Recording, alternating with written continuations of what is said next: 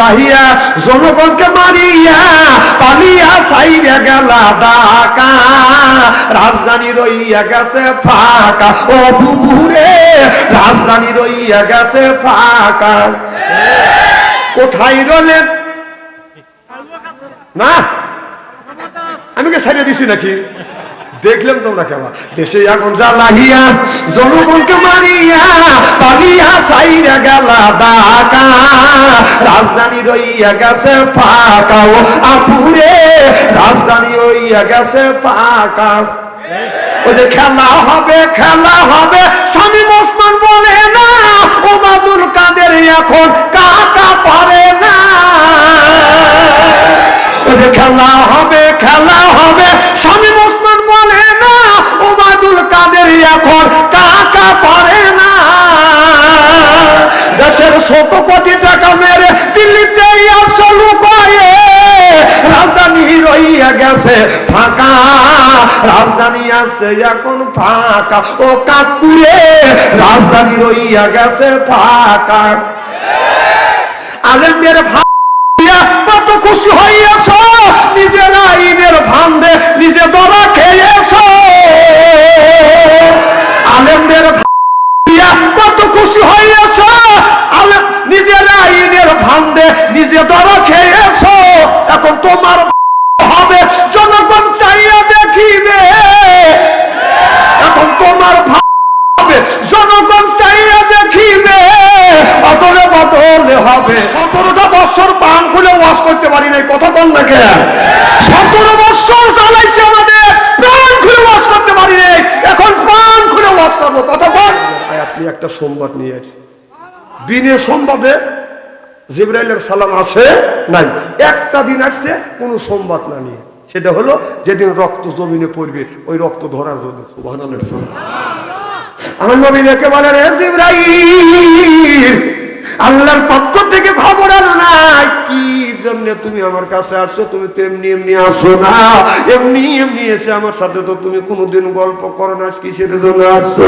এবার আমার নবীকে জিবরাইল আলাইহিস সালাম বলে ইয়া রাসূলুল্লাহ ইয়া হাবিবাল্লাহ আপনার অসতর্ক অবস্থায় রক্ত জমিনে যদি পড়ে এই জমিনে আল্লাহ গজব দিবে রক্ত যখন পড়বে আমি 600 পাখা টান মারছি এসে দেখি রক্ত পড়ে নাই তার আগে এসে হাজির হয়ে গেছে নবী গো তাকিয়ে দেখেন আমার পাখার উপরে এই যে আপনার শরীরে রক্ত মোবারক পড়ছে গো নবীজি জমিনে আল্লাহ পড়তে দেয় না আমার ভাইরা আমার নবী বললেন জিবরাইল তোমার শরীরের প্রত্যেক পশম মোবারক থেকে গাম ধরতেছে বলে হুজুর এত জোরে টান মারছি এত জোরে টান আমি জীবনে কোনোদিন দেই নাই আমার জীবনে আমার 600 পাখা আজকে আপনার এখানে আমি ব্যবহার করেছি আর একদিন করেছি হযরতে ইউসুফ আলাইহিস সালামের 10 ভাই ইউসুফ নবীকে যখন কূপের মধ্যে ফেলে দিয়েছে ওই দিন 600 পাখাটা আমি এরকম করে টান নিয়েছি ইসমাইল আলাইহিস সালাম হযরত ইব্রাহিম আলাইহিস সালাম ইসমাইলকে জমিনে শোয়াইয়া যখন ছুরি চালাইছে ওই দিন আমার নূরের পাখা 600টা আমি টান মেরেছি সিল্লাকান আল্লাহু আকবার দেখে বলে ইয়া রাসূলুল্লাহ ইয়া হাবিবাল্লাহ ও নবীজি দুনিয়া আমি 3 দিন আমার এই 600 পাখা এরকম করে টান মারছি সুবহানাল্লাহ আর জান্নাতের ভিতরে হলো 3 দিন কয় দিন জান্নাতের মধ্যে 3 দিন যেদিন জিবরাইল আলাইহিস সালাম আল্লাহর কাছে বলল আল্লাহ আমি তোমার জান্নাত দেখবো আল্লাহ বললেন জিবরাইল তুমি আমার জান্নাত দেখতে যাও জান্নাত কতটুকু দেখবে তুমি যাও ও নবী ওই দিন জান্নাত দেখার জন্য যাইয়া আমি আমার এইরকম করিয়া আমার এই শরীরের 600টা দানা দিয়া 70,000 বছর পর্যন্ত এরকম করে টাইনিয়েছি আল্লাহর জান্নাতের মুরা পাই না আল্লাহ নবী বললেন জিবরাইল আর কোন দিন তুমি জান্নাতের মধ্যে 600 দানা মেলে এরকম করে টান দিবে জিবরাইল আলাইহিস সাল্লাম বলে ইয়া রাসূলুল্লাহ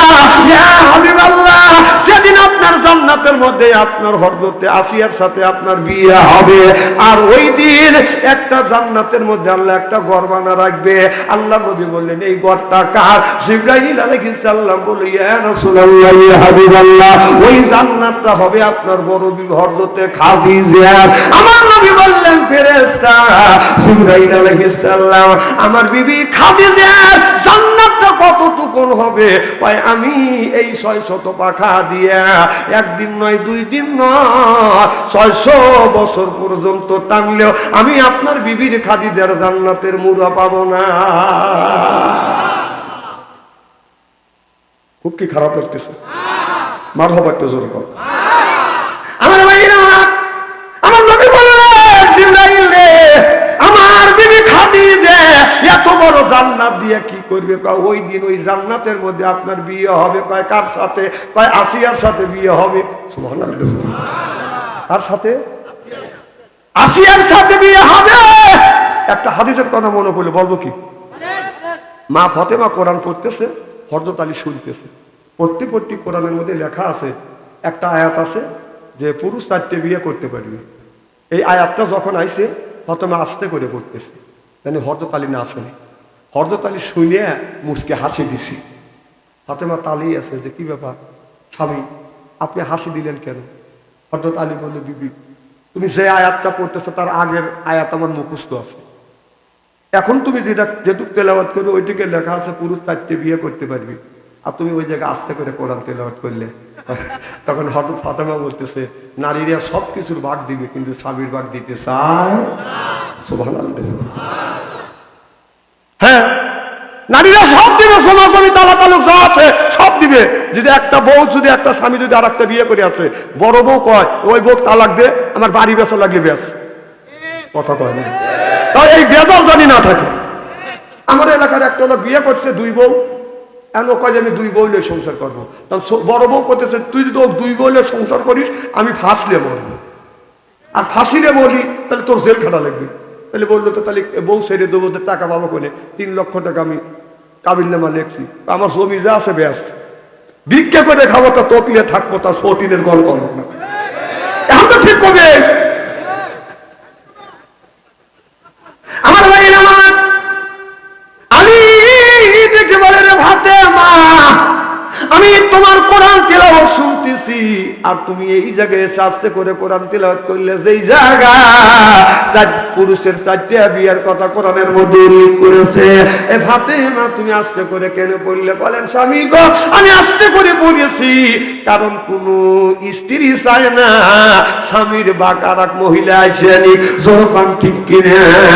সংসার চালা পুরুষ জাতি নারী লাগাই প্যার প্রত্যেক বাড়ি হয় গো খেলা আনি পারি স্যারা ম্যাচ যদি কোন কি খেলা স্বামী স্ত্রী যখন জর্গ হয় খেলা ওই বাটি হয় বউ স্বামী বউ চুল ছিঁড়বে চায় আর বউ স্বামীর চুল ছিঁড়বে চায় বউ কয় তুই আয় স্বামী কয় তুই আয় আজ তোর একদিন নেই আমার একদিন সংসার চালা পুরুষ জাতি নারী লাগাই প্যার প্রত্যেক বাড়ি হয় গো খেলা আনি পারি স্যারা ম্যাচ ঘরে জ্বালা বাইরে জ্বালা জ্বালার নাইকা শেষ নারী জাতি নষ্ট করলো সোনার বাংলাদেশ প্রীতি ভালোবাসা নারী করছে শুরু হিসাব করে দেখলাম নারী প্রেমের নাতের গুরু আমার মুসলমান ভাইরে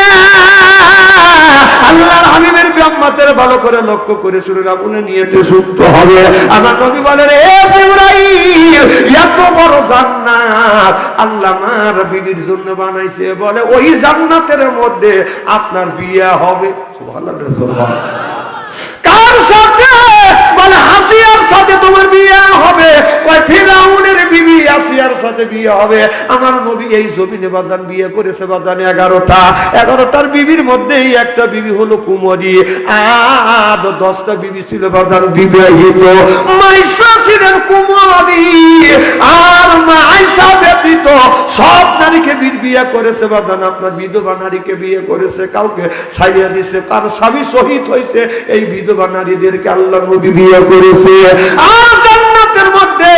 আপনার আমার নবী 2টা বিয়ে করবে সুবহানাল্লাহ সুবহানাল্লাহ কয় বিয়ে আল্লাহ নবী যখন জান্নাত দেখবেন এবার বললেন এ জিবরাইল এই জান্নাতটা কার? এই জান্নাতটা আপনার বড় বিবি হযরতে খাদিজা। সুবহানাল্লাহ। এবার জিবরাইল বলে, নবী গো, আপনার যতগুলি স্ত্রী আছে আপনার সব স্ত্রী জান্নাতটা একই সাঙ্গাইবে কাতার করা। সুবহানাল্লাহ।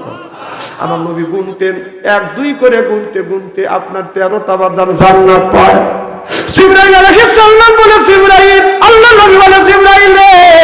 একই কাতারে 13টা জান্নাত দেখছি, এটা কার ঘর? কয় আপনার সব স্ত্রীর ঘর। আল্লাহ নবী বলেন, আমার বউ ছিল 11টার ঘর থাকবে। 11টা ঘর কেন 13টা? জিবরাইল আলাইহিস সালাম বলে, নবী গো, আরো 2টা বিয়ে করবেন আপনি জান্নাতে। একটা বউ হবে হযরতে আসিয়া,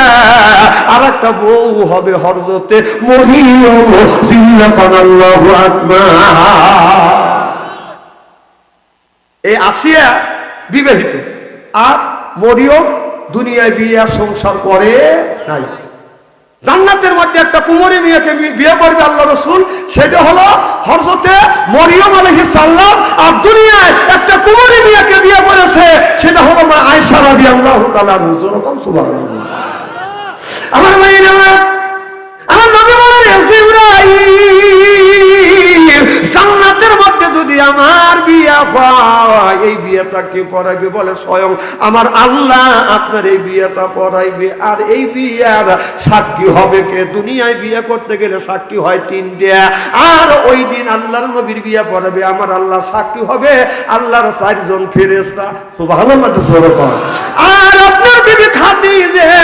আপনার বিবি খাদিজা, আপনার বিবি খাদিজা বউটাকে আসিয়াকে সুন্দর করে সাজুগুজু করাইয়া, ও নবীজি, ওই যে একটা কোনায় ছোট একটা বাসর ঘর তোলা হয়েছে, এই বাসর ঘরের মধ্যে আসিয়ার আপনি বাসর করিবেন। এই ঘরটা এত সুন্দর করে সাজাইছে, আমাদের দেশের ছেলে মেয়ে বাদান বাসর করতে গেলে ঘরটা এত সুন্দর করে বাদান সাজুগুজু করে, মনে হয় এইটা মনে হয় একটা জান্নাত। তাহলে দুনিয়ার বাসর ঘর যদি সাজুগুজু করে সাজায়, সুন্দর করে বাদান যদি সাজায়, তা আপনার হাসরের ময়দানে জান্নাতের ভিতরে আল্লাহ যখন আমার নবীর বিয়ে হবে, বাসর ঘর সাজাবে, এই ঘরটা কিভাবে সাজাবে এখন কি আপনারা উপলব্ধি করতে পারতেছেন? আমার জিবরাইল আলাইহিস সালাম বলেন, নবী গো, আপনার বড় বিবি, আপনার বড় বিবি খাদিজাতুল কুবরা সুন্দর করে আশিকে সাজাইয়া আপনাকে আর আসিয়াকে বাসর ঘর পর্যন্ত সে ঢুকা দিয়া আবার ওখান থেকে চলে আসবে। সুবহানাল্লাহ। আমি একদিন হুরিয়ার ওয়াজ করছি, তো আমার বিবি শুনছে যে এক একটা পুরুষকে 70টা করে বউ দিবে। সুবহানাল্লাহ। তাদের বয়স কি? 16 থেকে 17, 17 থেকে 18। এর সাথে বড়ও হবে না, ছোটও হবে না। আর তাদের চেহারাটা কি হবে? 70 পর্দা কাপড় পরবে, তারপরেও রূপ যৌবন দেখতে পারবে না। সুবহানাল্লাহ। 70 পর্দা কাপড় পর করিয়া গায়ের পশম দেখা যাবে, চামড়া দেখা যাবে, গোস্ত দেখা যাবে, হাড় দেখা যাবে, হাড়ের মধ্যে যে মস চলাফেরা করতেছে মস পর্যন্ত দেখা যাবে। 70 পর্দা কাপড়েও হুরের রূপ যৌবন দেখতে পারবে না। সুবহানাল্লাহ। ওই দুনিয়া যদি মাটিতে থুতু ফেলতো, তামাম পৃথিবীর মাটিতে আতরের মতন গিরান হয়ে যাইতো। সুবহানাল্লাহ। আর আমাদের ঘরে ঘরে একটা করে হুর আছে, এই হুর সকাল রাত্রে যদি খানা পিনা করে ঘুমো থাকে, সকালবেলা ব্রাশ না করলে ওর মুখের কাছে নাক নেওয়া যায় না। কি কবিনি তোমার বাদ যায় না, এখানে ঠিক কইতেছে। জান্নাতি ঠিকানা ইসলামিক চ্যানেল, বেলকুচি, সিরাজগঞ্জ। আপনার প্রিয় বক্তার মহাগ্রন্থ আল কুরআনের আলোচনা শুনুন।